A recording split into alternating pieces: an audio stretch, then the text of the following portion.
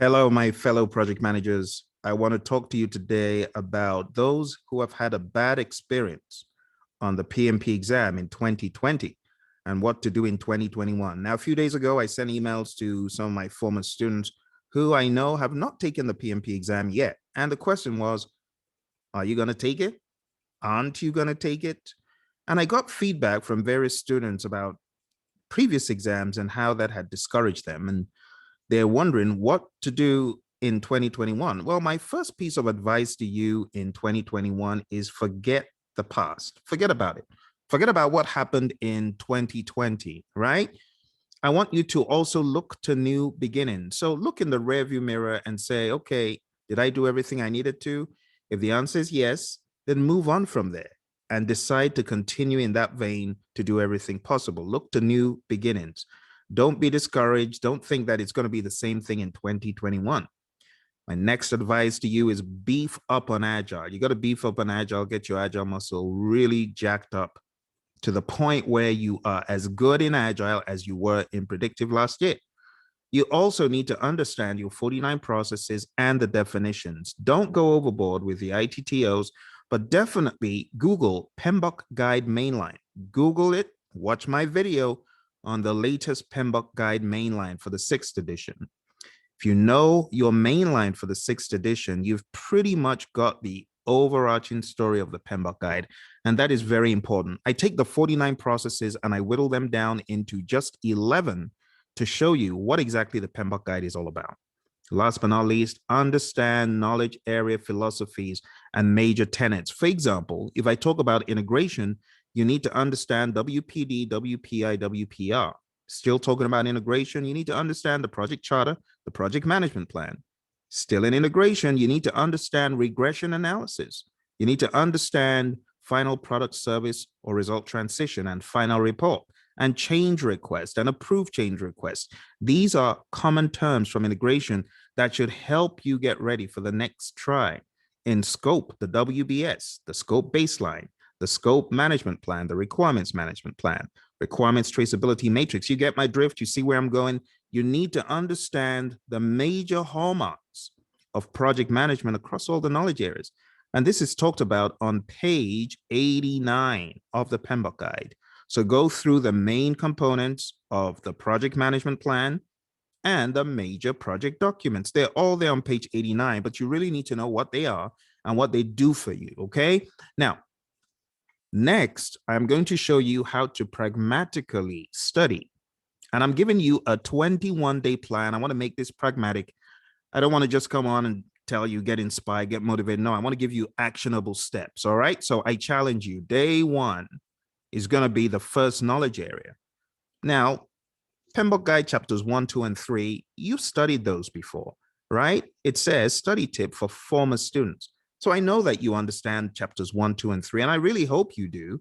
And I hope you remember projects, programs, portfolios, operations, page 25. If you can't draw that out, then endeavor to, because while you're not going to be tested rote on page 25, it's going to help you internalize what exactly is happening in the PMBOK Guide. You know, so my charge to you is to jump to chapter 4. Start studying a knowledge area a day along with the quizzes and the processes. So on our program of PMP exam prep, we have every process with a video. There are 49 processes, there's a video for each one, and there's a quiz of 5 questions for each one. If you follow the sequence, one process, a quiz for that process, next process, a quiz for that process, you will be done with a knowledge area a day. And if you only have 2 hours to put in a day, then do it. 2 hours a day will get you to digest every single knowledge area, with the exception of cost and schedule. But everything else, I would expect 2 hours, cost and schedule, let's say 3 hours. But you really want to dot your I's and cross your T's and make sure you got it locked down. So I wouldn't recommend anything less. And every day, if you put in 2 to 3 hours, within 10 days, you should be done with all the knowledge areas. Now, the next 4 days, I want you to study Agile and particular interest to Scrum. That's 4 days. And we have these mechanisms built into our learning management system where you can watch and learn.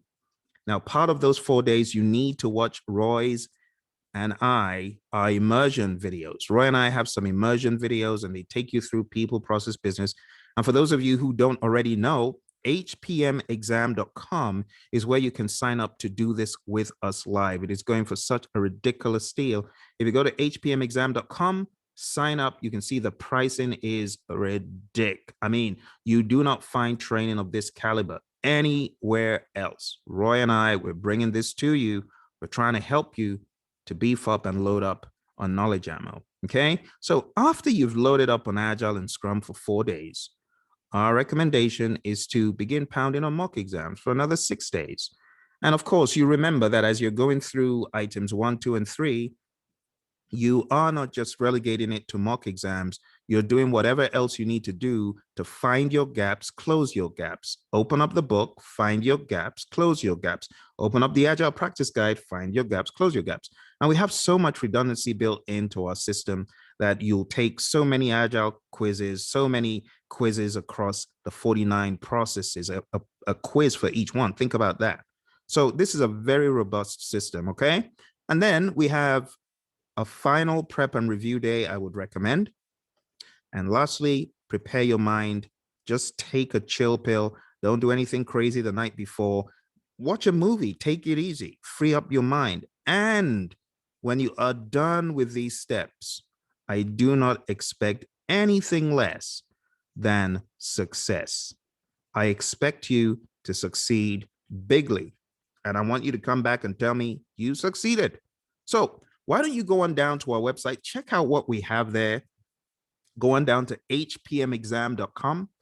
And I want to see you in our next hybrid project management class, because that's the icing on the cake. It's going to put everything into perspective. It's going to put a pretty little bow around everything so that as I throw questions at you, you're going to catch and say, okay, I know that's Agile. I know this is the answer. I know that's predictive. I know this is the answer. I know this is hybrid, and this is the answer. You get what I'm saying? So I want you to do all the other steps first.